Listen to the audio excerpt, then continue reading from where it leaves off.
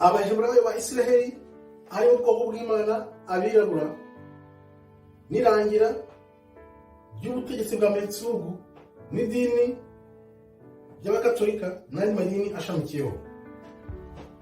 Ukuri k'ubwoko bw'Imana ko ari abirabura kugenda kujya hanze ku muvuduko nk'uw'urumuri. Ibi rero akaba ari bigiye gushyira iherezo ku butegetsi bw'abazungu n'amadini yabo, yaba y'abakatolika, abayisilamu n'ababuda n'andi madini nkayo. Ibi ni ibintu biri kuba abantu benshi wenda badakurikira, ariko nibyo biri kuba. Reka turebe rero uko bimeze. Hari ukuri kugenda kuza hanze cyane cyane mu bihugu byo muri Amerika no mu Burayi n'ibindi bihugu byo muri Afurika bamaze kubimenya ko ubwoko nyabwo bw'Imana ari abirabura. Abazungu bafashe Bibiliya barayihindura, byose barabihindura, ariko Imana uko yavuze mu minsi ya nyuma uko kuri kuzaza hanze. Uko kuri rero kuri kuza hanze niko bari gushaka guhagarika, ariko ntibishoboka. Ushobora guhagarika kubera iki? Kubera ko byanditswe mu myaka 2000 ko bizaba muri iki gihe nk'iki. Reka turebe rero. Mu myaka 10 ishize abantu benshi ntabwo bari bazi ubu bubyutse bw'ubwoko bw'Imana ni bande. Byatangiye gufata intera mu myaka 5 ishize, ubwo muri Amerika n'ahandi hirya no hino ku isi bagera ku mihanda bakirwa bigisha ko bamenye ko ari ubwoko bw'Imana, kuko byanditse ngo amapfa yumye azongera asubizwe mu bugingo abeho. Tubisoma mu gitabo cya Ezekiel. Nibyo biri kuba rero. Benshi wenda batabizi bakavuga bati ibyo namubura kindi cyangwa se nibyo bivugira. Biri gufata intera, twavuga tuti mu myaka 2-3 cyangwa 5 bizaba bimeze gute. Reka turebe. Ese ahazaza h'idini ry'abakatolika n'andi madini bishamikiranye hameze gute? Ejo hazaza h'idini ry'abakatolika n'andi madini bishamikiranyeho hameze gute? Navuga nti abakatolika n'andi madini ashamikiyeho byarangiye muri 2019.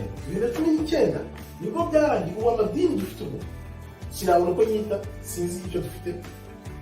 Ayo mpamvu uvuga benshi bavuga bati ngo Christian, abakatolika n'abandi bita abakristo bari kumwe n'abayisilamu bari kugomba kujya hamwe. Bagomba kujya hamwe kubera iki?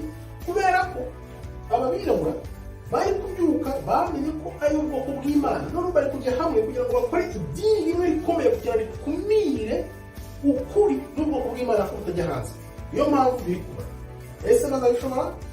No, ntibazabishobora. Kubera iki? Kubera ko biranditse neza ubwoko bw'Imana mu gihe cya nyuma, kandi Imana bibuka ko itubwira ngo uko byari bimeze mbere niko bizabera na nyuma. Ibiri kujya hanze ni ukuri kuri uko byari bimeze kera batarabihindura. Ariyo mpamvu bagomba kuza hamwe nanone kugira ngo bakumire ubwoko bw'Imana bw'abirabura, kugira ngo nanone butaza ubuzamuka bujye hejuru.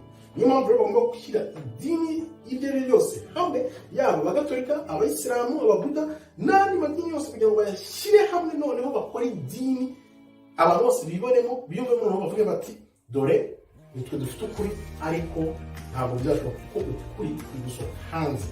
Reka turebe rero. Ubu kuri gusohoka hanze kw'abirabura n'ubwoko bw'Imana bizahura he no gukusanywa k'ubwoko bw'Imana buvuye mu mpande enye z'isi? Wibuke Imana iravuga ngo mu mpera ibihe bya nyuma nzavana ubwoko bwanjye mu mpande enye z'isi aho bwatataniye, noneho ngusubize mu gihugu cyabo.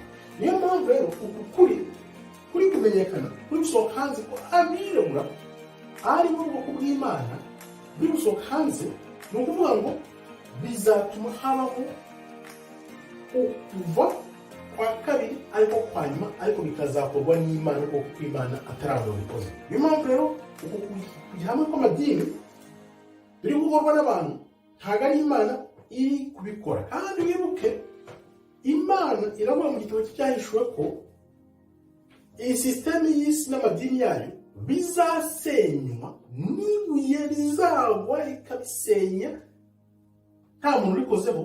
Iryo buye rero rizabisenya n'irihe? Ni ukuri. Ukuri kuri gusohoka hanze niryo buye rizasenya ibyo byose, rigakwira hose, rigatwikira ibinyoma n'ibinyoma twabeshe imyaka n'imyaka. Ibyo biri kuba ubizi kandi ubikomeraho, utabizi ushakishe, ukurikire, umenye uko ibintu biri kugenda. Reka turebe rero. Hazabaho ihinduka ry'ubutegetsi mu isi. Hagomba kubaho ihinduka ry'ubutegetsi mu isi ryihuse kugira ngo bakumire uku kuri byihuse. Bigomba kuba bazagerageza kugira ngo bahindure ubutegetsi hirya no hino mu isi bagamije gukumira ko abirabura bagaragara ko ari ubwoko bw'Imana. Byatangiye za 2019, nicyo bigamije byose, niyo mu byo biri kujya.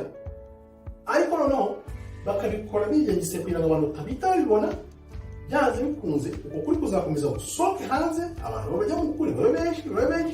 Uko abantu bajya mu kuri babe benshi, niko bazagenda bibaza ibibazo, ibi ni ukwereke, biriya ni ukwereke.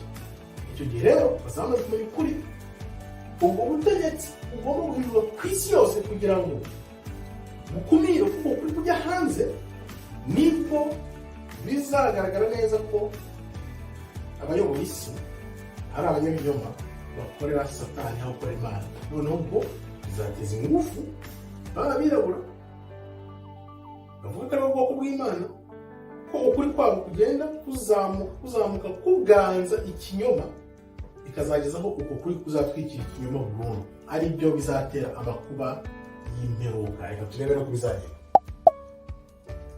Ese bizagera gute kugira ngo abantu b'ubwoko bw'Imana aribo birabura bajye ahagaragara, isi yose umenye ko ari ubwoko bw'Imana? Bizagenda gute? Nta muntu umwe uzaza ngo aberekane ati dore ni ubwoko bw'Imana. Bizakorwa nk'ubufindo nk'uko Bibiliya bitubwira. Bibiliya itubwira ko Imana izafata umwuka wayo ikawushyira ku bantu bayo, bagahanura, bagakora n'ibitangaza. Ibyo bizaba. Ariko kwa kuri navuze, uko kuri kugenda kuzamuka gucengera muri benshi, kuko iyo ukubonye uhita umenya. Byanze bikunze iyo ubonye ukuri kwa Bibiliya, uko ibyanditswe bigenda biva muri Bibiliya no bikajya mu isi.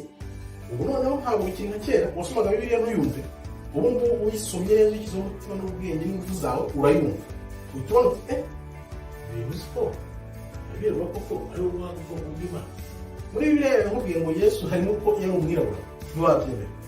Ishake ibyahishuwe 1:13-15, ubisome neza wumve baravuga ko yari ameze, ko yari ateye, uko umubiri we wari umeze, byose birimo. Iyi Bibiliya kandi uyimaranye imyaka n'imyaka utabizi. Kuko utabizi kubera ko bakubeshye nyine, ariko ubu kuri kujya hanze, kuri kugenda kunyomoza ibyo binyoma twagiye twishwa imyaka n'imyaka. Komeza ukurikire uzabona ko ariko kuri.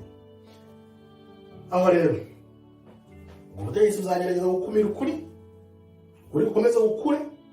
Ukuri nikumara kuganza mu bantu, nibwo hazaba amakuba y'imperuka azaterwa n'umujinya w'ubutegetsi bwa Satani bw'abinyoma, kubera ko bazaba bagifite ingufu, yaba iza gisirikare, yaba n'izindi ngufu bitiza z'umubiri, bazaba bakizifite. Niyo mpamvu bazirara mu bantu bari kwigisha ukuri, kubera ko abigisha ukuri bo bazaba bafite ingufu z'umwuka.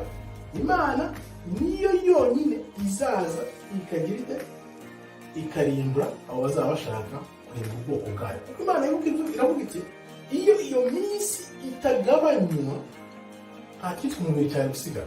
Ni ukuvuga ngo abakorera Satani nabo barabizi ko nta yandi mahitamo bafite. Niyo mahirwe ya nyuma bafite yo kugira ngo barebe ko batwikira ukuri, noneho uzazamuka azanye ukuri, kuko hazagera igihe uko kuri kuzazamuka kukoresha kuganza ibinyoma, noneho icyo gihe bazakoresha ingufu. Ariko hazahaba amakuba y'imperuka. Amakuba y'imperuka mwumva bavuga muri Bibiliya azaterwa n'ukuri kuri gusohoka hanze, gukwira gusakara mu bantu bose. Nibwo rero amaleta hirya no hino ku isi yose azatangira kwirara mu bantu bose bari kugenda bavuga ukuri kugira ngo babacecekeshe. Icyo gihe rero hazaba ayo makuba, ariko nk'uko byanditse, Kristo azahita aza. Wibuke Kristo ntabwo azaza mbere, azaza nyuma.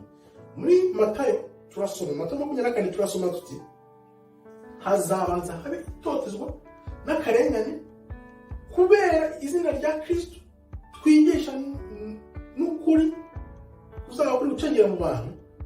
ayo makuba be namara kuba nibwo tuzabona ikimenyetso mu ijuru ubwo umwana w'umuntu azaza ku bicu.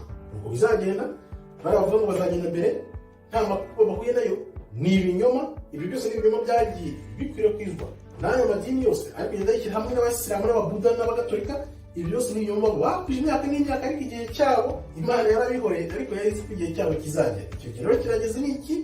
Ukuri kugiye kujya hanze kugira ngo abantu bose bakanguke, noneho tubone ibitangaza by'Imana yamye ikora kera na kare, bongere bibe abantu b'Imana, bongereho ubwoko bw'Imana, bongere bigaragaze ko ari abirabura nyabirabura, maze isi yongere igira amahoro kuko izayobowe n'ubwoko bw'Imana. Murakoze rero, Imana ikomeze ibarinde. Shalom, shalom, shalom.